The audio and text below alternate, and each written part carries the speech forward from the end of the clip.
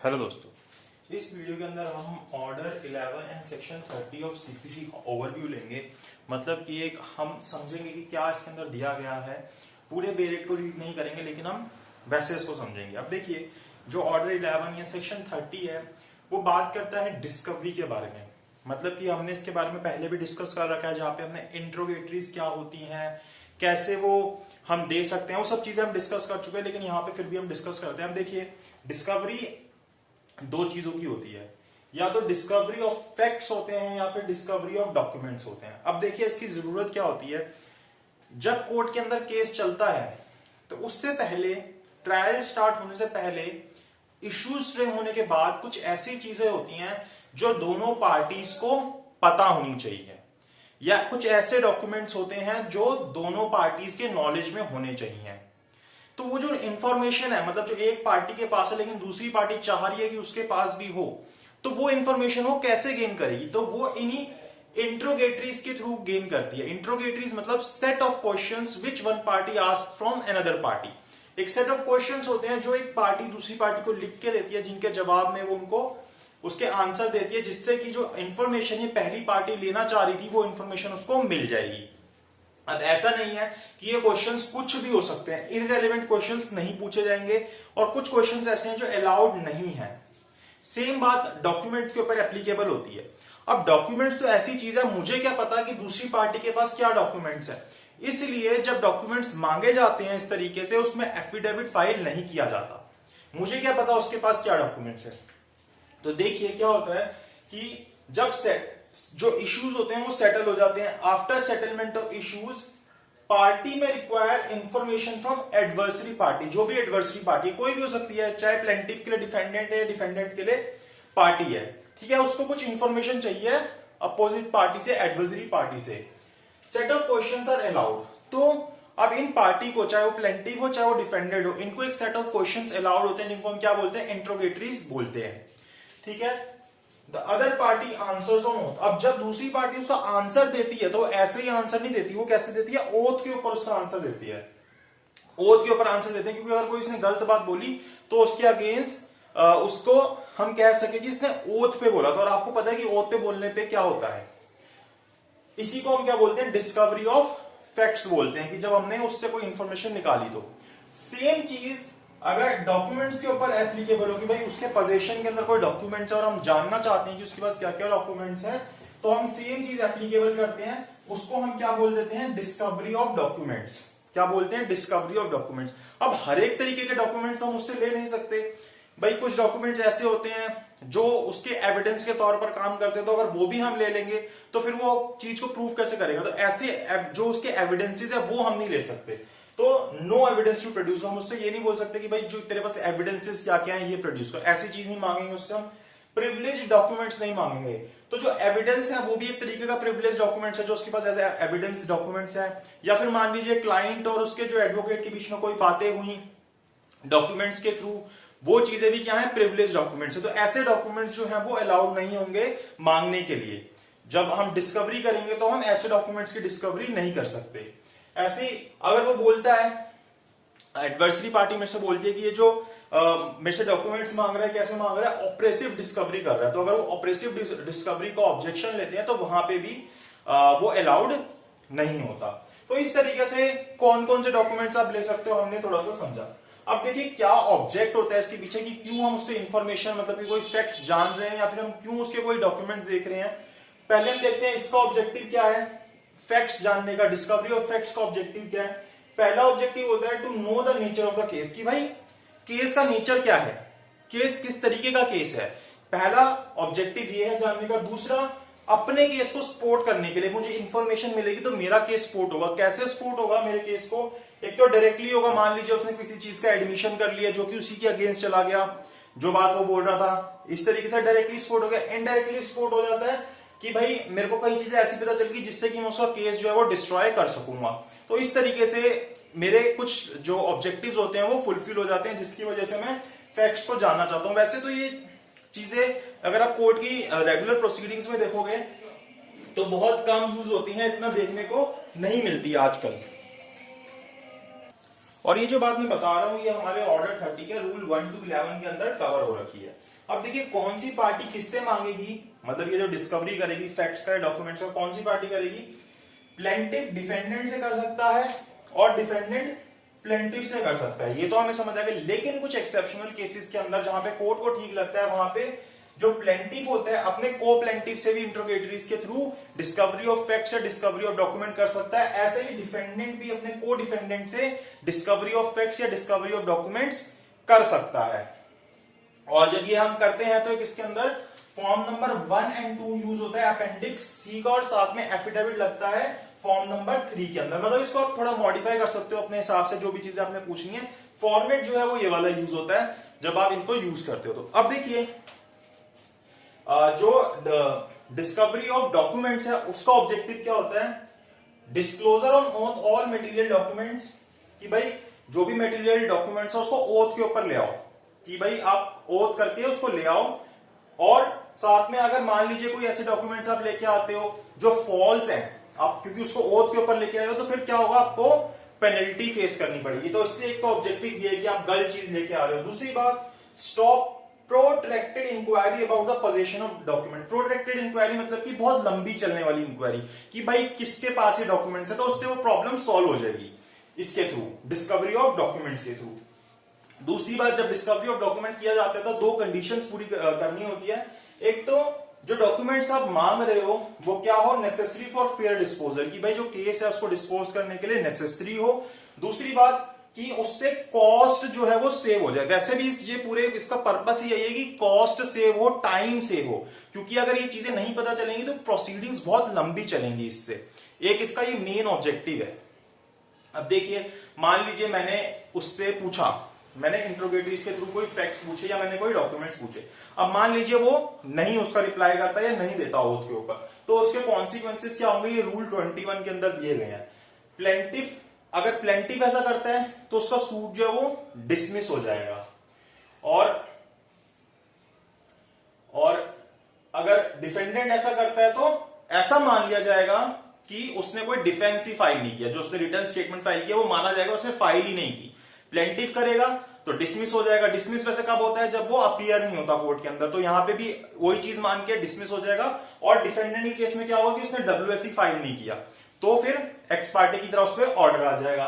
और ये प्लेंटिफ के ऊपर अगर मान लीजिए उसका सूट इस तरीके से डिसमिस हो जाता है इसके नॉन कंप्लायंस के कारण, तो ये प्लेंटिफ के ऊपर कैसे काम करेगा, रेस जुडिकाटा की तरह काम करेगा। उसको दोबारा से परमिशन नहीं मिलेगी कि वो सूट फाइल कर दे, कि भाई ठीक है एक बार डिसमिस हो गया मैं दोबारा से फाइल करता हूं, ऐसा नहीं होगा। रेस जुडिकाटा यहां पे एप्लीकेबल हो जाएगा। अब क्या अगर आपकी इंट्रोगेटरीज की एप्लीकेशन डिसअलाउड हो जाती है तो क्या आप उसके अंदर अपील में जा सकते हो? तो यहां पे आप उसके अंदर अपील में नहीं जा सकते, क्योंकि ये कोई डिक्री नहीं है। अगर ये डिक्री होती तो आप अपील में चले जाते। तो not allowed as not a decree, क्योंकि ये डिक्री नहीं है इसलिए अलाउड नहीं है। अब रूल 12 to 14 जो है उसके अंदर क्या दिया गया है, डिस्कवरी ऑफ डॉक्यूमेंट्स के बारे में सारी बातें दी गई हैं जो अभी हम डिस्कस भी कर रहे हैं। और रूल 12 वही जो मैंने आपको शुरू में बात बताई कि application for discovery of documents without affidavit, बिना एफिडेविट के आप एप्लीकेशन लगाते हो, क्योंकि मुझे क्या पता कि उसके पास क्या डॉक्यूमेंट्स है, इसलिए आप अपने बेसिस पे वो एप्लीकेशन लगा देते हो और आप एफिडेविट उसके साथ नहीं लगाते। नहीं लगाने की जरूरत, क्योंकि रूल 12 के अंदर ऐसा बोला गया है। उसके बाद जो इंस्पेक्शन ऑफ डॉक्यूमेंट्स है, डॉक्यूमेंट्स को इंस्पेक्शन करने की बात आती है कि भाई उसके पास क्या क्या डॉक्यूमेंट्स, अगर उसको इंस्पेक्ट करने की बात आती है तो उसके बारे में रूल 15 to 19 के अंदर दिया गया है। अब 2 तरीके के डॉक्यूमेंट्स होते हैं जिनका आप इंस्पेक्शन कर सकते हो। 2 तरीके के डॉक्यूमेंट्स मतलब कि एक ऐसे डॉक्यूमेंट्स जो कि प्लेंट के अंदर या एफिडेविट के अंदर मेंशन किए गए हैं, और एक ऐसे डॉक्यूमेंट जो प्लेंट के अंदर या एफिडेविट के अंदर मेंशन नहीं किए गए। अब क्या फर्क पड़ेगा इससे अगर वो मेंशन किए गए या नहीं मेंशन किए गए? अगर वो मेंशन किए गए हैं तो आप उसका नोटिस दोगे जिसके पास भी वो डॉक्यूमेंट्स है कि भाई मैं आपके पास ये डॉक्यूमेंट्स है इनको इंस्पेक्ट करना चाहता हूं। तो जब आपने वो नोटिस दिया उसकी विदिन 10 डेज, उसके विदिन 10 डेज वो आपको डेट एंड प्लेस बताएगा कि यहां पे आके आप इसको इंस्पेक्ट कर लो। और अगर वो ऐसा नहीं करता तो फिर कोर्ट ऑर्डर करेगा उसको कि इसकी इंस्पेक्शन करने की परमिशन दी जाए, कि इसकी इसको ऑर्डर करेगा कि इसको इंस्पेक्ट करने दिया जाए। और मान लीजिए कि ये तो हो गया कि वो डॉक्यूमेंट्स मेंशन था एफिडेविट या प्लेंट के अंदर। अब अगर वो ऐसा डॉक्यूमेंट है जो मेंशन नहीं था प्लेंट या एफिडेविट के अंदर, तो यहाँ पे जो व्यक्ति उससे उसकी इंस्पेक्शन करना चाहता है, दूसरे व्यक्ति के पास जो डॉक्यूमेंट्स है, तो उसको क्या करना होगा, उसको एप्लीकेशन लगानी होगी कोर्ट के अंदर, प्लस वो साथ में एफिडेविट लगाएगा। मतलब कि एप्लीकेशन लगाएगा प्लस एफिडेविट लगाएगा। और अगर कोर्ट सेटिस्फाई हो जाता है कि हाँ भाई ये बात जो बोल रहा है, जो डॉक्यूमेंट है एकदम रेलिवेंट डॉक्यूमेंट है, इसको देखना जरूरी है केस के लिए, तो फिर वो उस एप्लीकेशन को अलाउ कर देगा और फिर उसकी इंस्पेक्शन जो है वो पार्टी कर सकेगी। ठीक है, ये दूसरी बात हो गई। और दूसरी बात, रूल 20 जो है वो बात करता है प्री मेच्योर डिस्कवरी के बारे में। प्री मेच्योर डिस्कवरी मतलब कि कोर्ट को ऐसा लगता है कि पहले अगर चलो ठीक है ये डिस्कवरी करना ठीक है, ये डॉक्यूमेंट देखना ठीक है, देख सकते हो उसको, लेकिन वो कहता है प्री मेच्योर डिस्कवरी मतलब कि इससे पहले हम इस क्वेश्चन को सेटिस्फाई कर लेते हैं, इसको सेटल कर लेते हैं। इस क्वेश्चन को सेटल करने के बाद भी अगर ये चीज रहती है कि इसको देखना जरूरी है, तो फिर वो उसको अलाउ कर देगा। इसी को हम प्री मेच्योर डिस्कवरी कहते हैं कि issue determine first then discovery. पहले इस इशू को डिटरमाइन कर लो, उसके बाद आप इसकी डिस्कवरी कर सकते हो।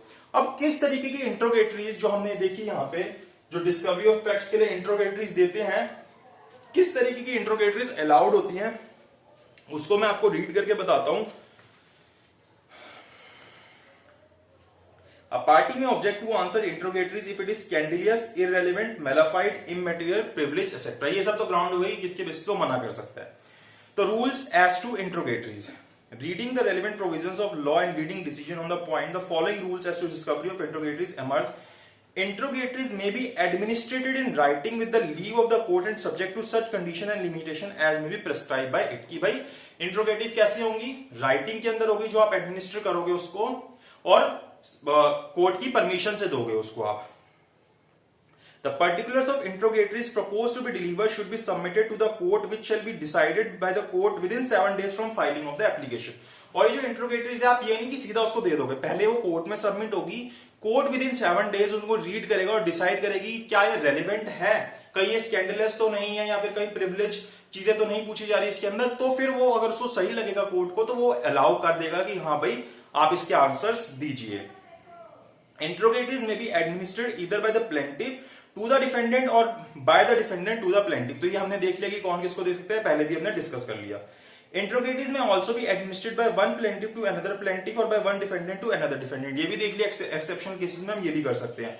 No party can deliver more than one set of interrogatories to the same party without the order of the court. कि भाई एक सेट ऑफ इंट्रोगेटरीज जब आपने दी, उसके बाद आप ये नहीं कि बार बार उसको दे जा रहे हो। अगर आपको दोबारा भी देनी है इंट्रोगेटरीज दूसरी पार्टी को, तो आपको कोर्ट से परमिशन लेनी पड़ेगी।